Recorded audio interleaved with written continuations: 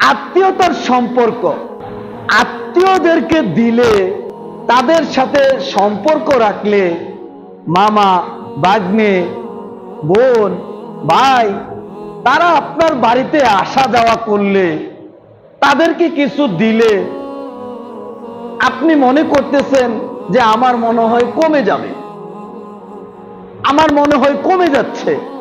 তো রাসূল সাল্লাল্লাহু আলাইহি সাল্লাম তো বলেছেন অন্য কথা। বুখারীর হাদিস 2057 নম্বর হাদিস, আনাস রাদিয়াল্লাহু তাআলা হতে বর্ণিত, তিনি বলছেন, মান সাররাহু আন ইবসাতা লাহু রিজকুহু ওয়া ইনসালাহু ফি আসারিহি ফালিয়াসিল রাহিমা। কেউ যদি দুইটা জিনিস চায়, সে যেন একটা কাজ করে। কয়টা জিনিস চায়? এক নম্বর হচ্ছে রিজিক। রিজিক কি আমরা সকলে চাই না? রিজিক বৃদ্ধি হোক, এটাকে আমরা সকলে চাই না? চাই। দুই নম্বর হায়াত বৃদ্ধি হোক। আচ্ছা বলেন তো, হায়াত বৃদ্ধি হোক, এটাকে আমরা সকলে চাই না? আমার হায়াতটা বাড়ুক, এটাকে আমরা সকলেই তো চাই। যদি কোটি কোটি টাকা দিয়েও যদি হায়াত বৃদ্ধি করা যেত, তাহলে মানুষ হায়াতকে বাড়াতো।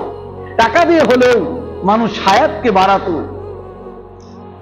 একটা কাজ হচ্ছে, কেউ যদি চায়, আল্লাহ রাসূল বলতেছে, কেউ যদি চায় তার রুজিতে বরকত বাড়ুক, তার রিজিক বৃদ্ধি হোক, কেউ যদি চায় তার হায়াত বৃদ্ধি হোক, সে যেন আত্মীয়তার সম্পর্ক বজায় রাখে। সুবহানাল্লাহ। তাহলে কাজ কয়টা বলেন তো? আত্মীয়তার সম্পর্ক বজায় রাখলে আপনার লাভ কি হবে? এক নাম্বার, রিজিক বৃদ্ধি পাবে। দুই, হায়াত বৃদ্ধি পাবে। আপনি মনে করতেছেন আত্মীয়, আপনার বোন, আপনার ভাই আপনার বাড়িতে এসে খেলে কমে যাবে? কমবে না। আত্মীয়দেরকে কিছু দিলে কমে যাবে? কমে যাবে? কমবে না। আপনার বোনের সম্পত্তিটুকু এখন পর্যন্ত আপনি আত্মসাৎ করে খাচ্ছেন, বোনের সম্পত্তিটুকু আপনি এখন পর্যন্ত বুঝিয়ে দিচ্ছেন না।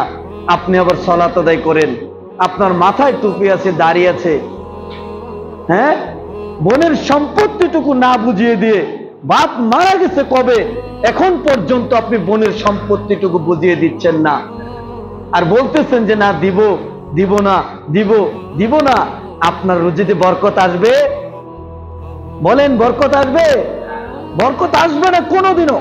কারণ আপনি আত্মসাৎ করে খাচ্ছেন, আত্মীয়তার হক আপনি রক্ষা করতেছেন না, আত্মীয়দেরকে দিচ্ছেন না। এই জন্য আপনাকে বুঝতে হবে, দুইটা কাজ করলে লাভ কয়টা? দুইটা লাভ। কয়টা কাজ করলে? একটা কাজ করলে লাভ দুইটা। এটা ব্রেনে নিয়ে যান। আল্লাহ সুবহানাহু ওয়া তাআলা যেন আমাদেরকে আত্মীয়তার সম্পর্ক, আত্মীয়তার হক আমরা আদায় করতে পারি।